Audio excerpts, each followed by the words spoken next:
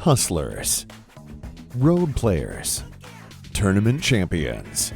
Hear the stories, get their advice, learn about their lives. Our host, Joey Ryan, brings you an inside look at the professional pool player. You're listening to the Pool Player Podcast, brought to you by Pool Scene 365.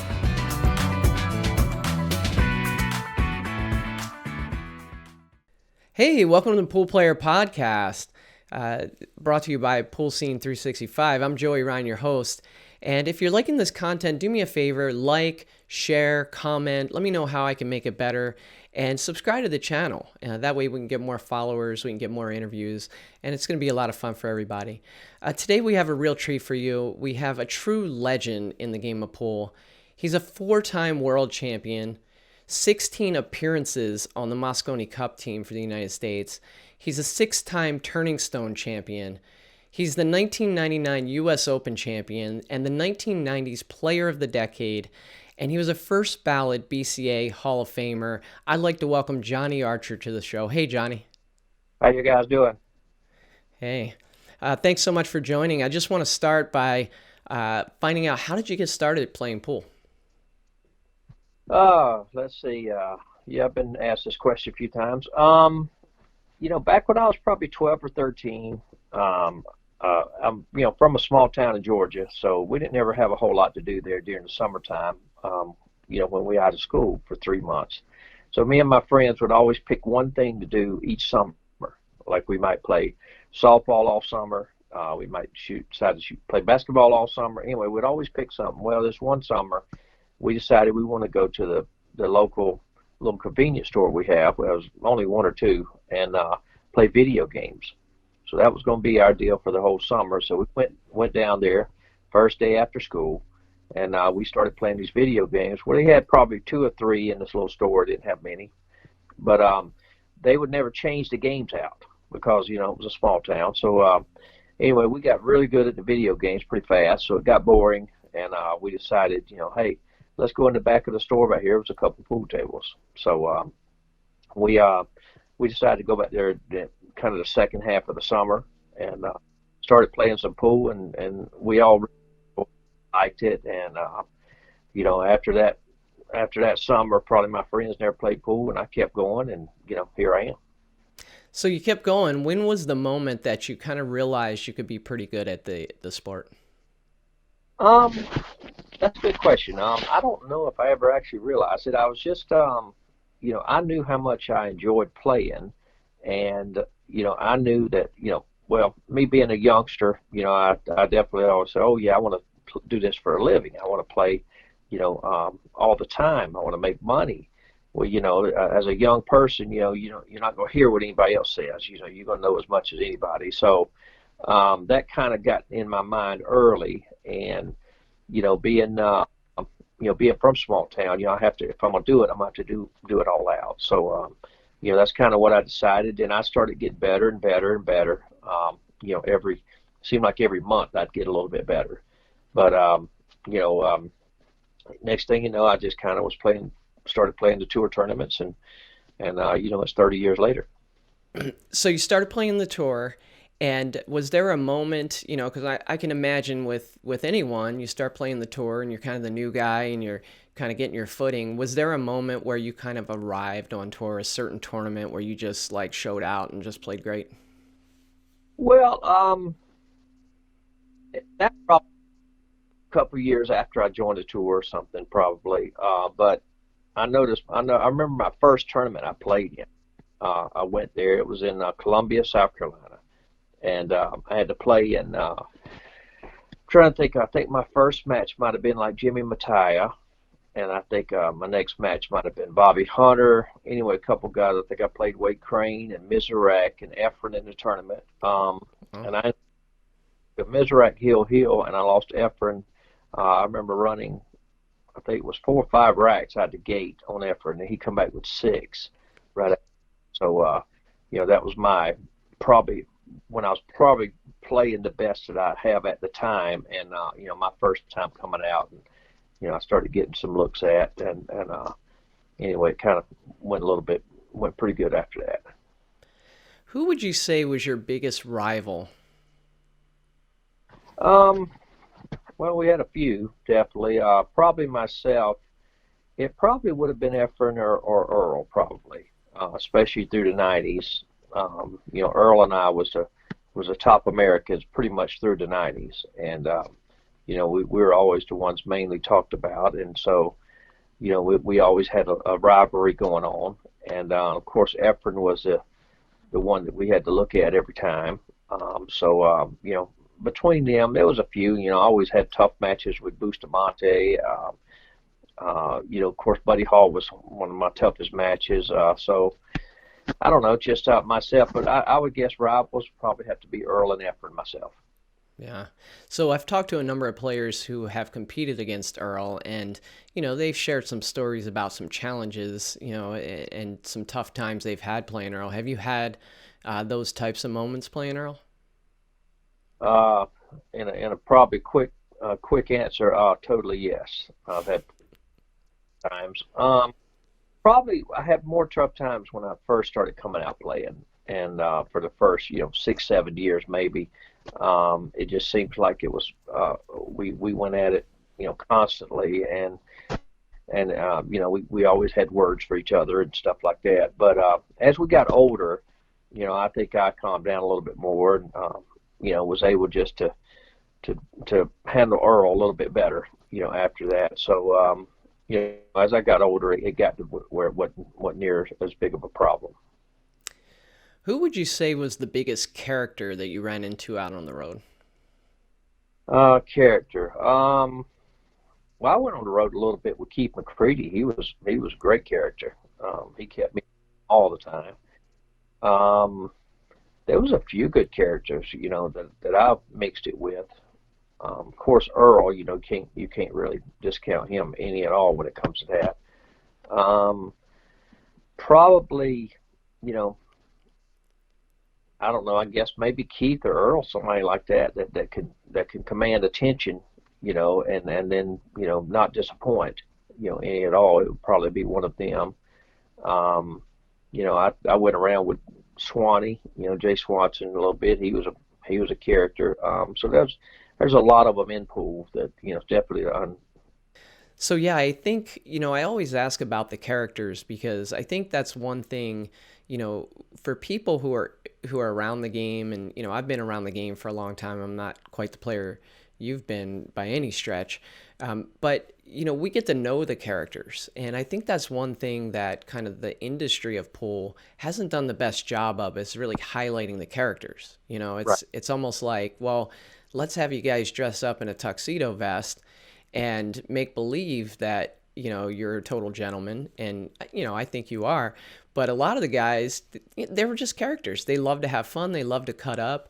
Do you think that had an impact on the popularity of the sport over the years? I think so. I think if we had a marketing group or one of the companies in the industry that took it amongst themselves, to go out and to exploit characters, per se, I guess, and show them to the public, I think we could have had a good fan base. I know the golfers do that. I know, of course, the basketball players, any of them, that's one of the things they do. And I think that would have been very important. I mean, because the only ones that we all kind of know is, we know them from pool matches and being around them. But we're just a real small group, that plays pool and is in the industry. So, to reach the outside, fan base, we would have needed something like that, I think. Yeah. What was your most crushing defeat in your pool career? Well, I had a few, but probably the one that set with me probably the most, my guess is, and probably still does to a small point, would probably have been the one where Tommy Kennedy beat me in the U.S. Open final, and I think it was 92, I think. And I know at the time, of course, the U.S. Open was one thing that, one big tournament that all the Americans want to win. It'd be in the U.S. Open, so that was I was a pretty good sized favorite going into the final. Tommy and I had many matches, leading up to that, playing in tournaments and stuff like that. And I felt like I was really ready to win, at the time. And I felt very confident, going into the match. And then for the match, for me to, lose 9 games in a row, that was a crushing thing for me. And, couldn't have happened to a nicer guy with, Tommy. That's fine. But, for me at the moment, it took me a while, and I mean it, it definitely still sits with me today a little bit, but it's all well and good. Yeah. How do the best players of today compare to you in your prime? I get asked that a lot. I think, the players of the past, and let's say in my generation or even before that, I think plays a different style game than they, and I think it's because that the players today was forced to play the style of game, which is rack your own balls, try to set the balls up and run out that way. That's kind of what the game has went to. And as you see, they're changing rules, trying to get so many balls past the head string to stop that, trying to play 10 ball to stop that. There's all kind of different ways they're trying to stop it, and they have it.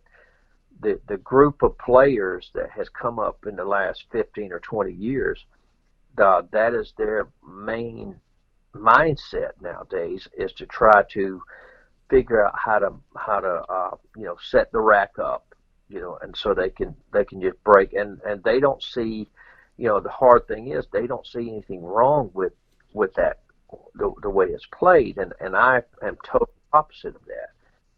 I believe that it's hurt the game. I believe you don't see near as many kick shots as you used to.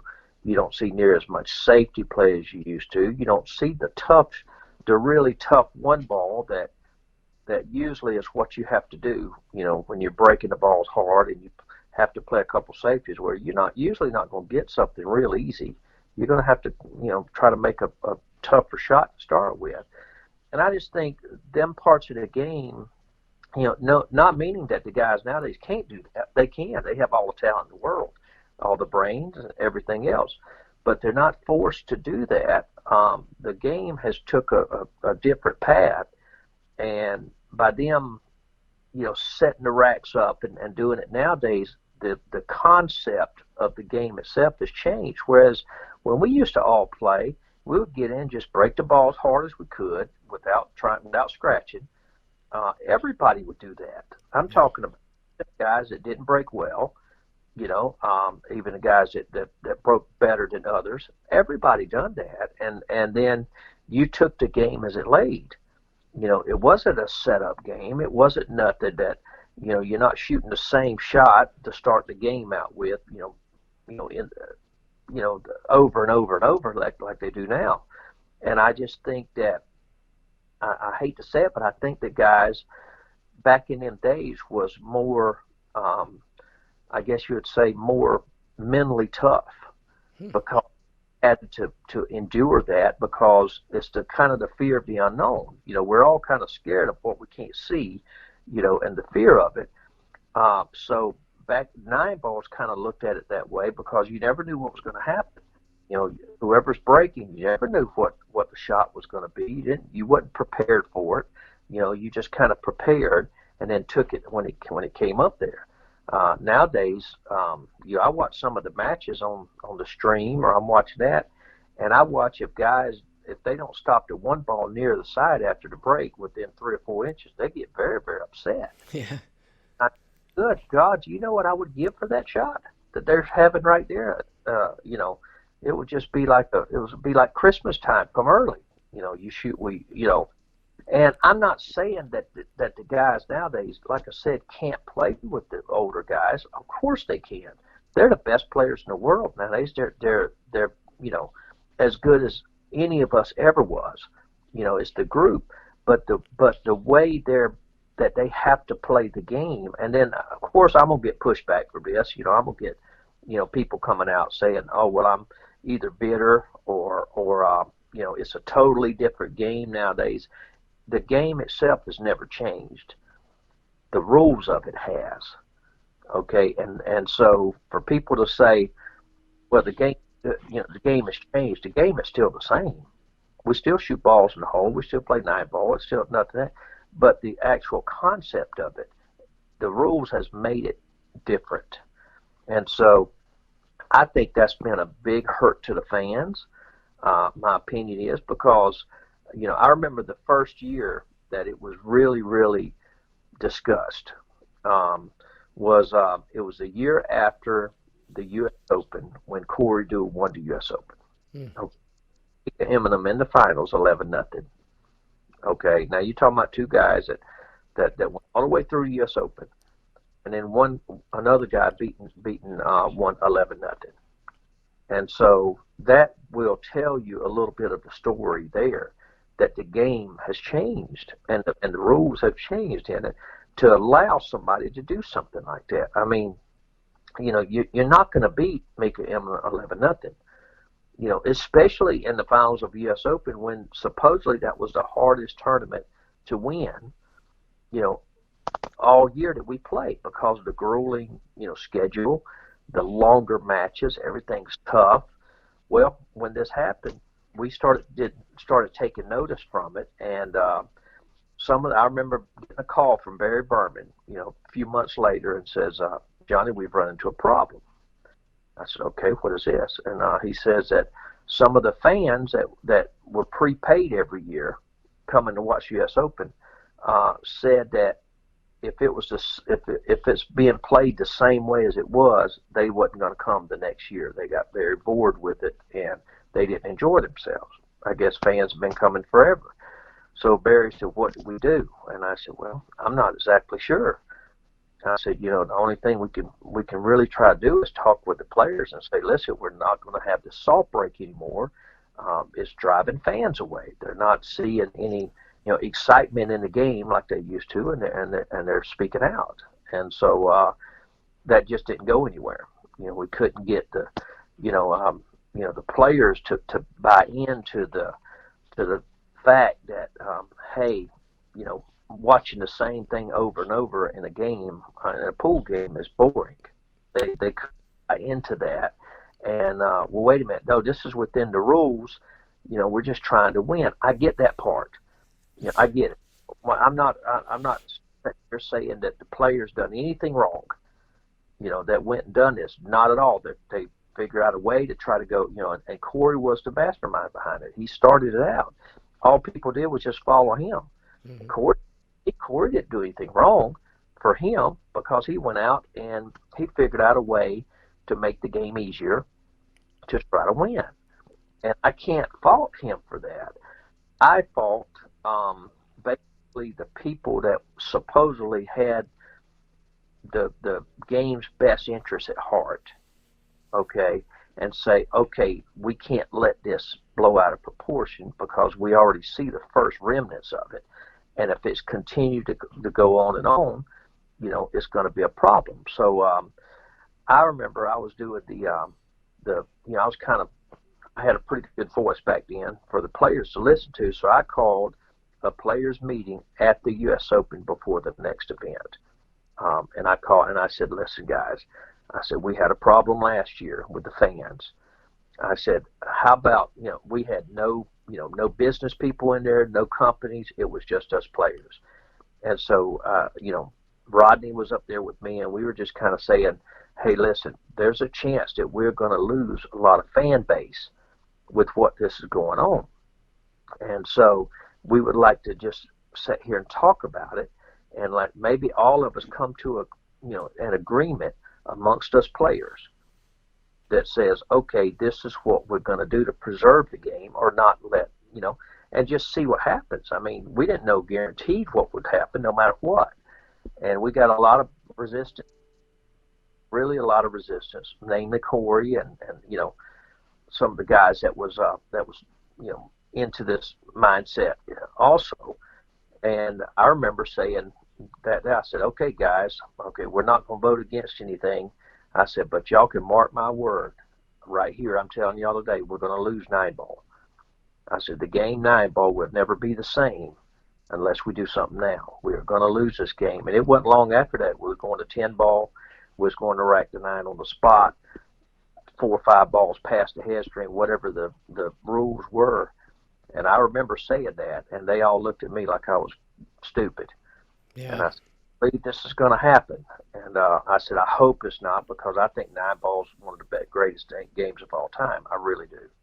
And, I said, man, I said, some of the old players turning over in their graves right now. And I didn't know for a fact if that was just I seen, and I was talking with Barry and a couple of people that was talking with the fans that was in their minds. And I just said, man, this could be really bad. And I said, it's kind of blown out of proportion. It kind of builds a life of its own. I said, man, this is going to be really bad. And, now we're talking about it today. I mean, you're talking 20 years later, and we're talking about it today. And, it has really hurt the game of 9. I think it's hurt the game of pool and I'm not faulting any players for doing it. I'm definitely, please don't think I'm faulting Corey or anything like that. Corey was a genius. I mean, I think he's an absolute, genius on the pool table.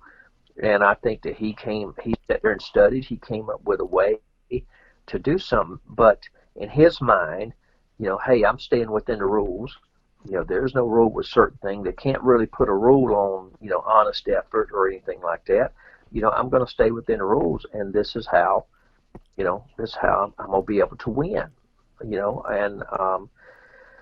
so I can't fault Corey. I just fault, I fault the game for kind of losing a lot of the, I don't know, the grasp of it. And for people to say, well, the game is different nowadays, the technology. No, pool balls are still the same.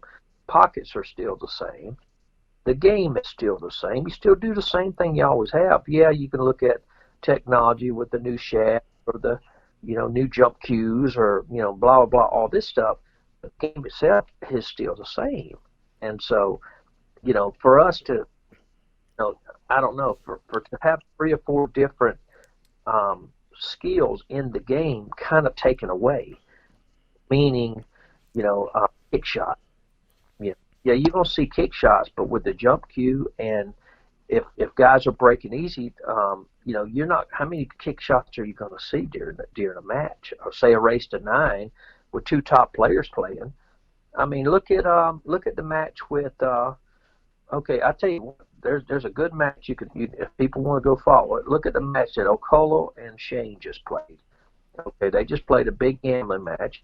Now they were racking 9 on the spot, but they had figured out they were making the 1 inside. So they both were doing it.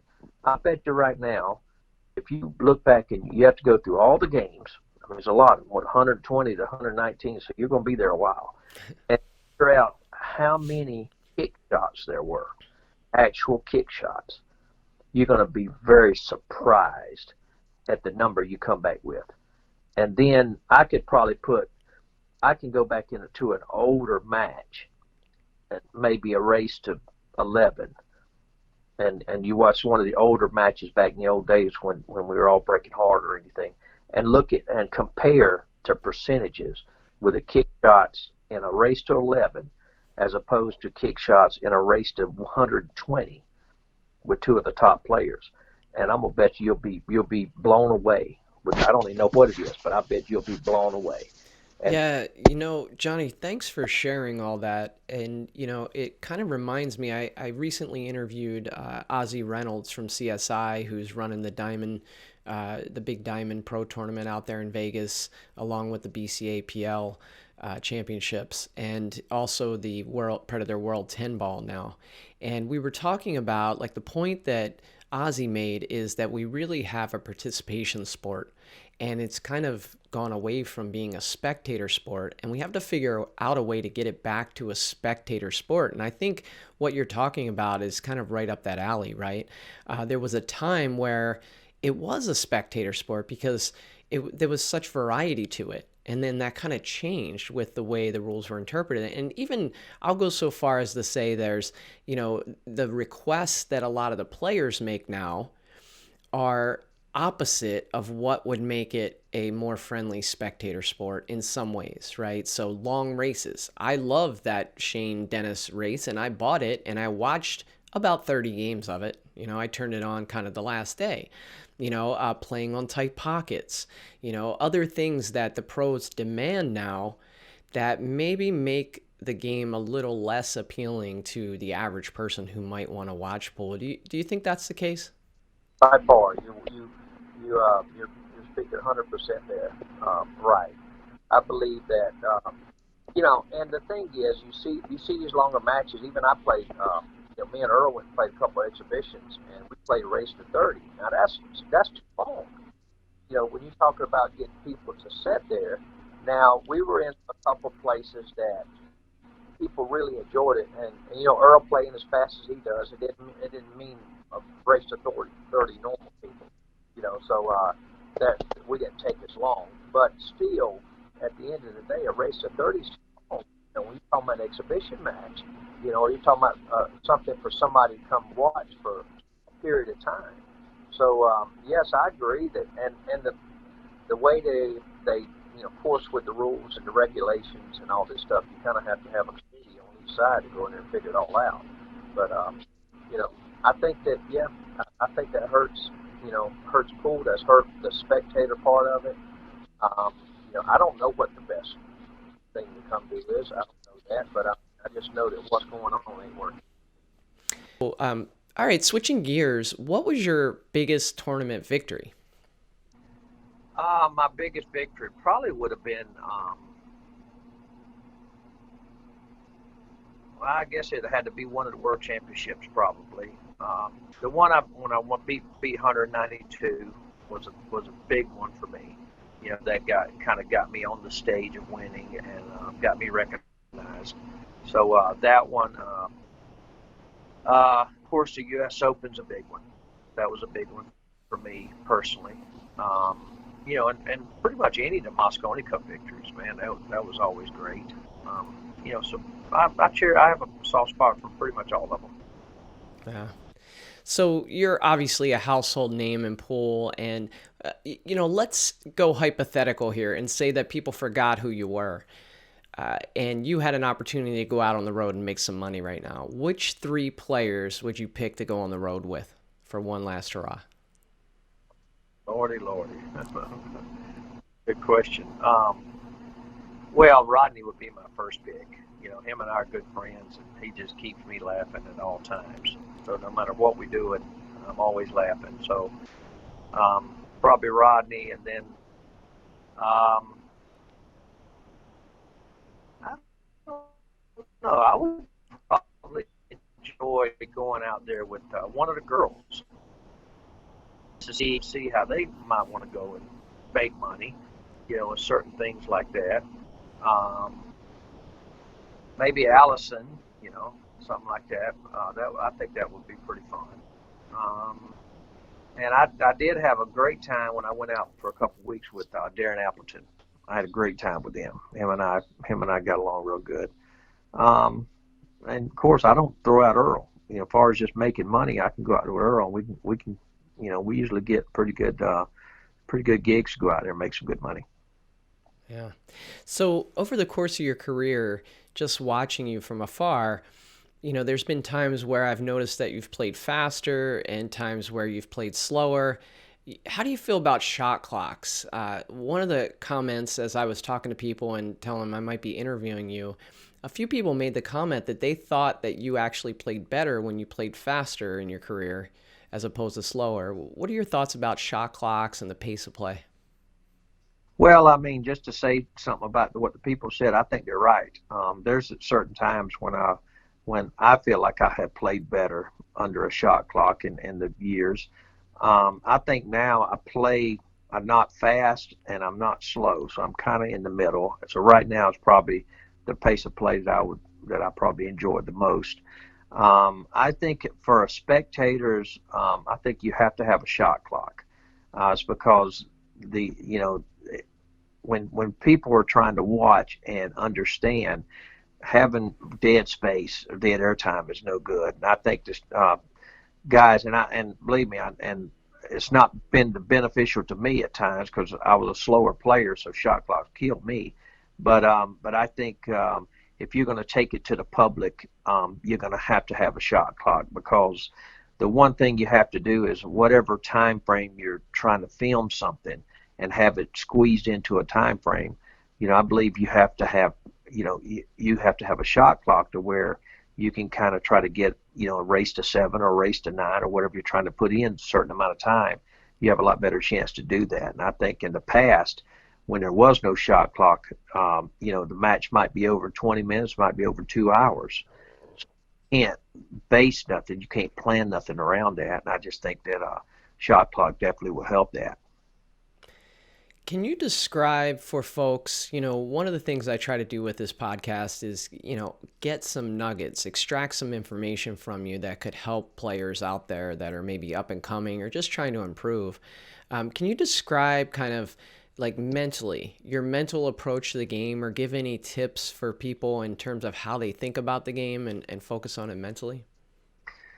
Well, I guess if I was giving any tips, the main thing I would try to tell them is, pool and making a pool shot is no different than, shooting a basketball or hitting a golf ball or, dribbling a basketball in that case. I think it's all repetitive motion. And I think to be good at it, you have to get into the boring mindset is just do the same thing over and over and over. And so to me, I try to teach, pre-shot routines. I try to teach, ways to think of the shot before you get down to it, to where you clear in your mind as much as you can and not really having to work on, getting over and said, oh, if my hand in the right position, or, is my, left leg pointed the right way or anything like that.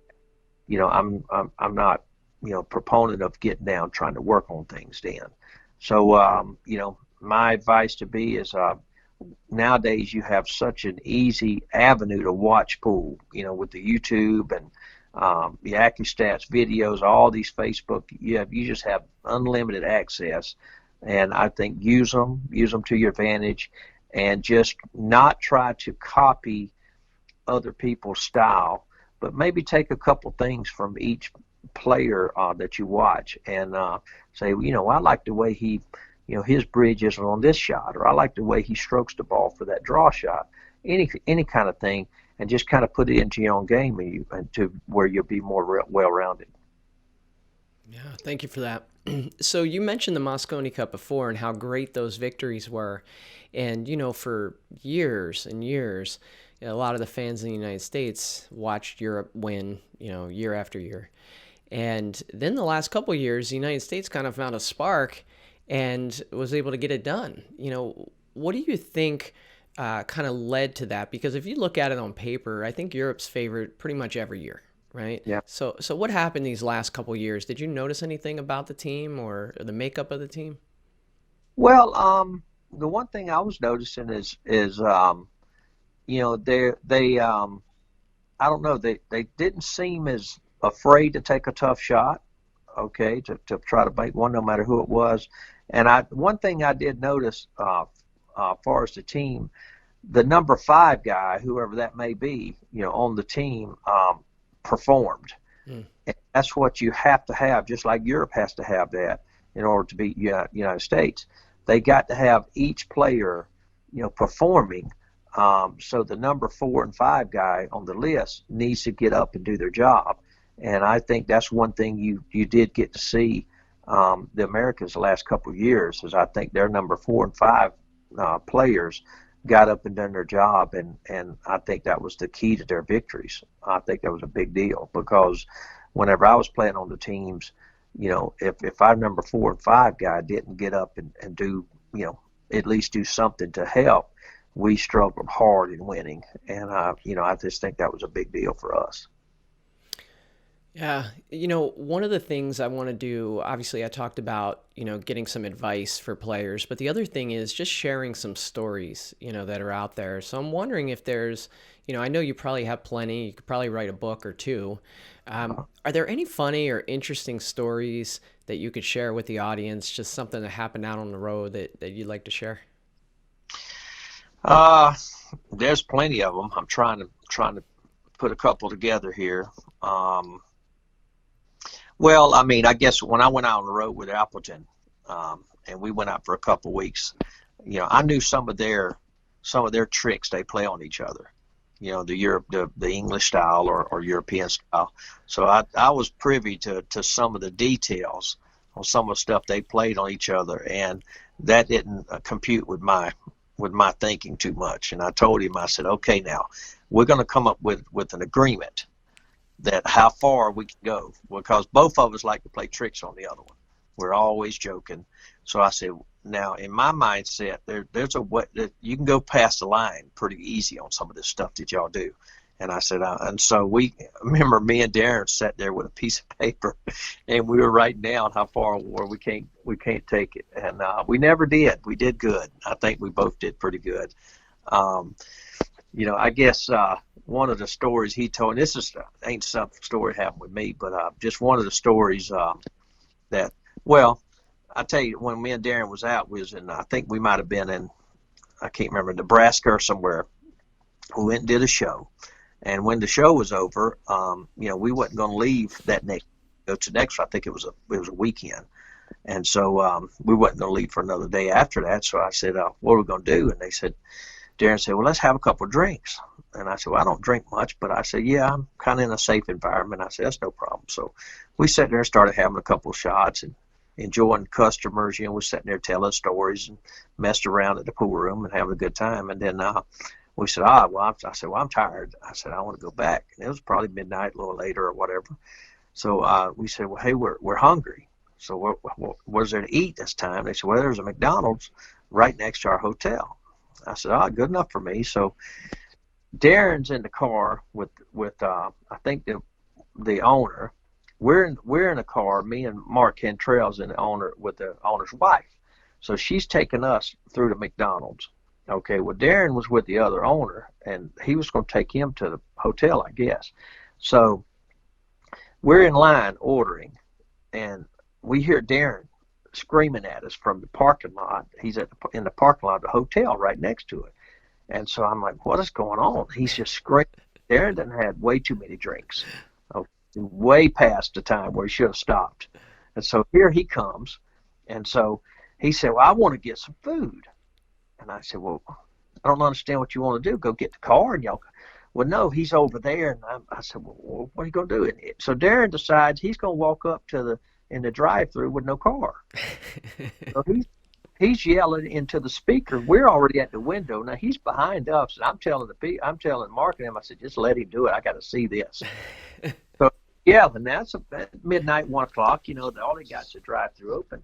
And he's screaming into this thing, I want to get the hamburger. And you ever notice Darren when he gets a little bit drinky, he'll get stuttering a little bit. Okay. So now he's trying to scream at this girl, and he stuttered, and he's got an English accent.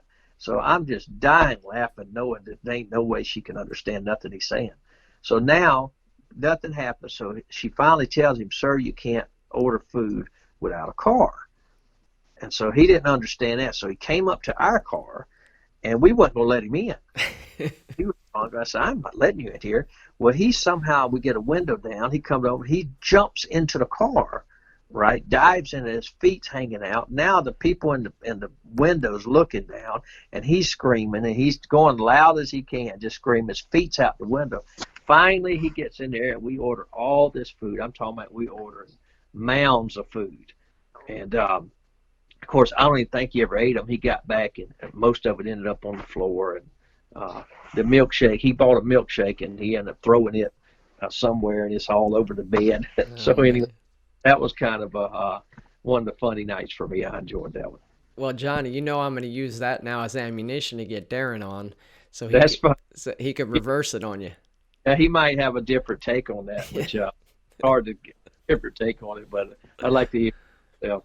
Yeah.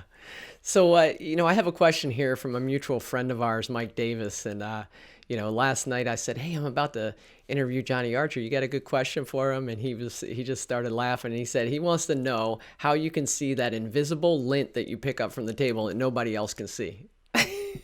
Mike Davis don't know. I don't know. He knows there's stuff down there. He knows that if I pick something up, it's because it got in my eye somewhere. So anyway, and maybe I don't see as good as I used to, so it might not be as really be there like I think. You know, Johnny, I actually defended you because I told Mike if there's like a little bubble gum wrapper or something on the floor and I get down to shoot, even though I can't see it once I get down, I got to go and pick Yeah, it up because it's in my mind that it's there, you know? same with me. I lost you a sec. Yeah, I know it. Yeah, Okay. So I just got a couple more questions. yeah, no problem. Yeah. So I know you're an avid golfer. Um, what sport requires more skill, golf or pool? Um, let's see. I don't know. I think physical skill is probably going. My guess, physical skill probably be. I don't know. Probably golf. My guess is mental aspect of it, and understanding a lot of things about the game and all. I think pool. Yeah. I would think. So, Johnny, I know you're looking to open a room. Do you want to talk about that? Share it with folks so that way once it opens, they'll know where to find you? Well, it's going to be in right at the edge of Norcross, which is about 20 minutes from Atlanta. It's a place called Peachtree Corners, a little city, and with the COVID, it definitely halted us from opening, for a while. So, it's like anything. I've been called every day, hey, when are you opening? When are you opening? It's going to be, it's probably going to be called Archers, Hmm. and so we're trying to decide the name right now a little bit more. But my guess is going to be first of the year. Okay. So, what is your biggest regret from your pool career? Any regrets? Regrets. I don't. Well, one thing I wish I'd saved some money. That's for sure. I made a lot of it. Wish I had it, but hey, that's life. You got to go on with that. But not really. Not even big regrets. Probably. If I knew back then some things I know now, I'd have done business a little different. I would have probably chose to go to couple different pool tournaments than other ones, or something like that. But as far as big regrets, probably I don't really have a whole lot. So, kind of following up on that, if you meet somebody right now, they have some talent, they seem to love the game. They're 18 years old, they're a freshman in college, going for a business degree, but they want to try to be a pro pool player. What would you tell them? Well, you know, a lot of people are going to tell them, hey, don't do this because it's so hard, and go into something else. If I'd have had somebody to tell me that and I listened to it, then I wouldn't have done what I did. So I can't be a hypocrite and tell them not to. It is difficult, it is hard, but it's a very rewarding game. And my opinion, we need the younger people to get up and take the reins and go and play to keep the game going or make it bigger. I would love to talk with some young people, and share some of my stories and things that who knows, it might go and help them, do things. But I'd love to see more younger people get up and play and do it professionally also. I know the money payout is very difficult. It's hard. But, I mean, on the other hand, you do get to do what you love to do.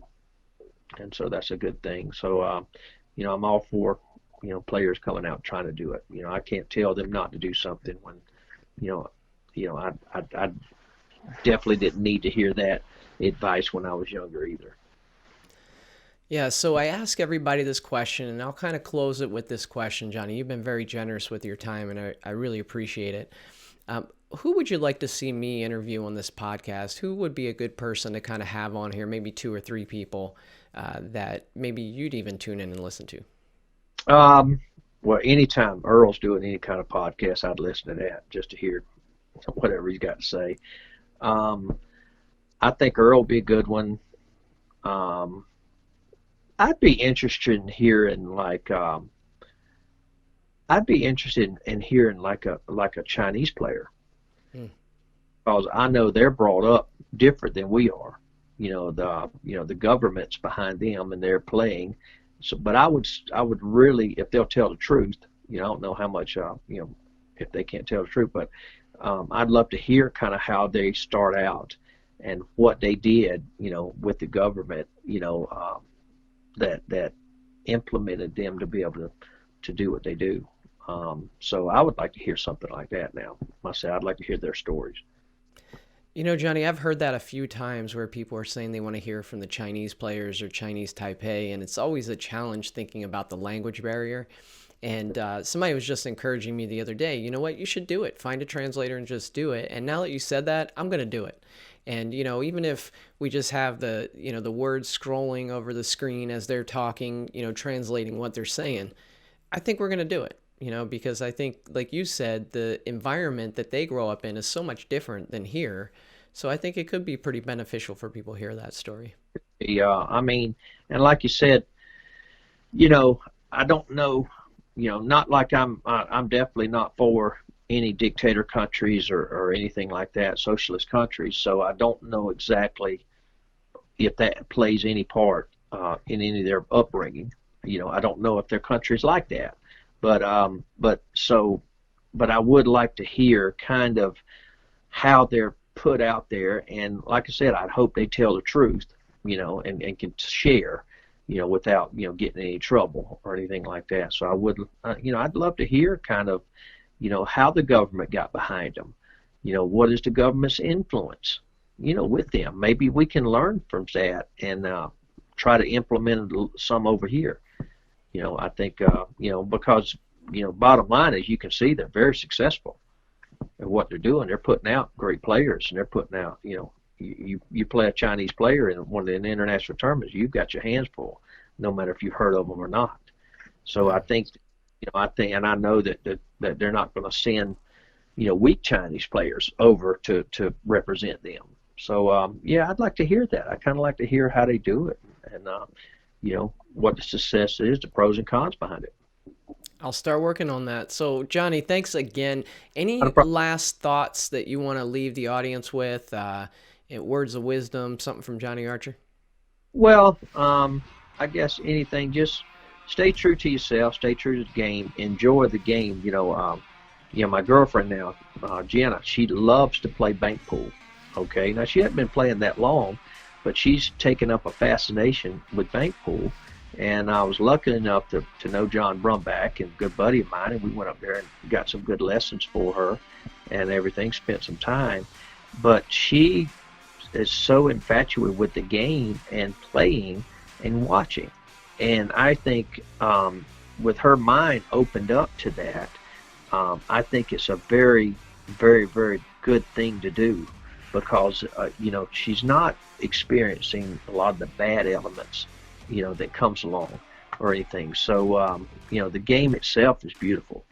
The pool game itself is beautiful, whether it's bank pool or 9-ball or, one pocket. Everybody has their own little, certain games they love to watch and play. But, each one is just very unique on its own. And I think just enjoy the game and stay true to it, and try to learn the best you can and just go out and enjoy it. Because if you're not enjoying playing it, go do something else.